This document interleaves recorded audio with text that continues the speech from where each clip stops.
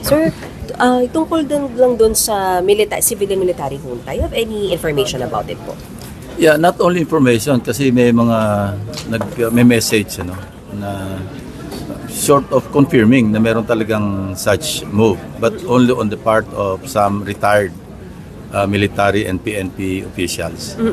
Wala namang kumontak na active. Were you invited to join po?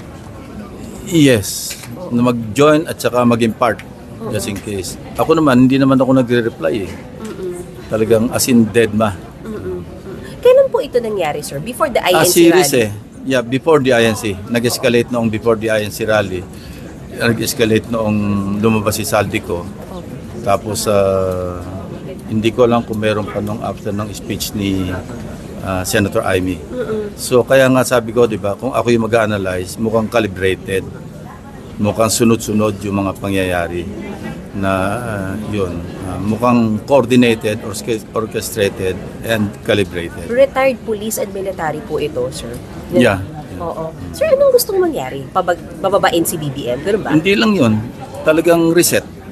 Meaning, pati some groups yung ibang groups kasi nagko-call sila total reset. Parang wala ang presidente, wala ang vice president. Tapos maski yung succession hindi po pwede. So civil military junta. Ba't hindi po kayo pumayag, sir? Unconstitutional eh. Hindi pumayag. Hindi ako nagre-reply.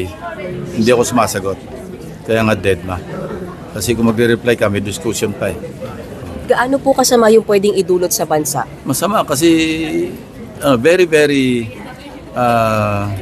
few countries like yung sa Burkina Faso ba yan?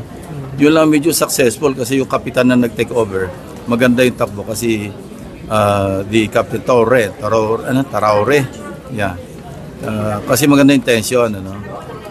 He retained his salary as a captain, hindi siya nagbago ng rank, tapos naging super nationalistic, pinalayas niya yung mga foreign investors na nag-exploit actually ng kanilang natural resources.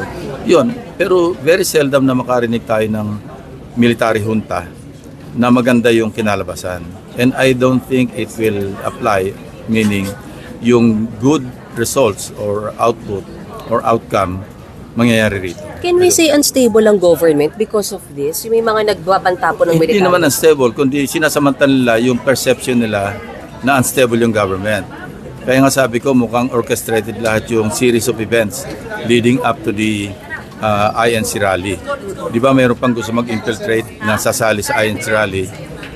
Ang intention was to march to Malacanang. Hindi lang pinayagan ng INC na pinalis nila yung mga BBM design, di ba?